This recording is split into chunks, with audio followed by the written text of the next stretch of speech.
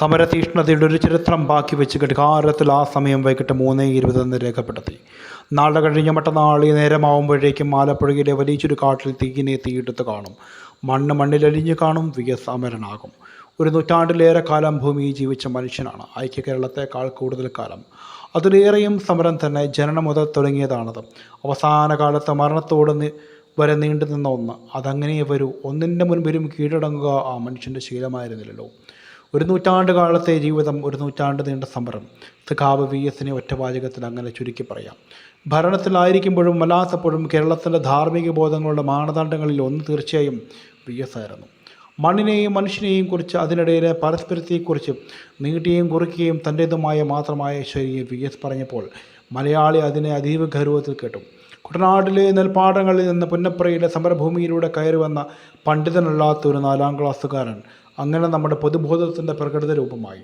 VSന് പകരം മറ്റൊരാളില്ലാതായി. തീർച്ചയായും വിമർശനങ്ങൾക്ക് അതീതനല്ല VS. അങ്ങനെ ആവുക സാധ്യമല്ല.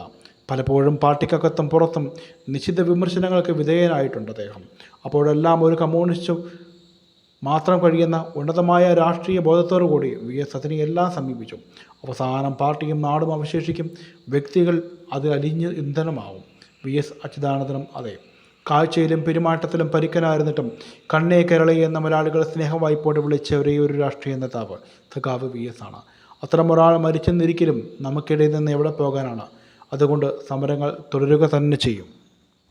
സഖാവിൻ്റെ വീര്യത്തിനൊരു ചരിത്രമുണ്ട്. മരിച്ചെന്ന് കരുതി ചാക്കി കെട്ടി ഉപേക്ഷിക്കാൻ പോയ പോലീസ്. മൃതശരീരം കുഴിച്ചിടാൻ സഹായത്തിനായി കൂടെ കൂട്ടിയ മോഷണക്കേസ് പ്രതി കള്ളൻ കോലപ്പനാണ് പോലീസ് ജീപ്പിലെ ചാക്ക് പോലീസിൻ്റെ ശ്രദ്ധയിൽപ്പെടുത്തിയത്.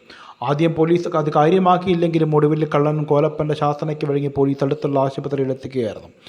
പോലീസ് ആ മനുഷ്യനോട് ചെയ്ത ക്രൂരത കണ്ടെന്ന് ഡോക്ടർമാർ പോലീസ് ഇൻസ്പെക്ടറെ കണക്കിന് ശകാരിച്ചു. അവിടെ നിന്നാണ് അയാൾ ഉയർത്തെഴുന്നേറ്റത്. അത് തോൽക്കാൻ മനസ്സില്ലാത്ത, ആരുടെ മുന്നിലും അടിയറവ് പറയാൻ തയ്യാറില്ലാത്ത ഒരു പോരാളിയുടെ പുനർജന്മമായിരുന്നു. മണ്ണിനും മനുഷ്യനും കാവലായ മറിയ കാരിരുമ്പിൻ്റെ കരുത്തുള്ള ഒറ്റച്ചങ്കൻ. അദ്ദേഹം ഇവിടെ ഉണ്ടെന്നുള്ള തോന്നൽ മതിയായിരുന്നു 10,000-ങ്ങൾക്ക് ധൈര്യം പകരാൻ. ആ പ്രതീക്ഷകളാണ് ഇന്ന് അസ്തമിച്ചത്.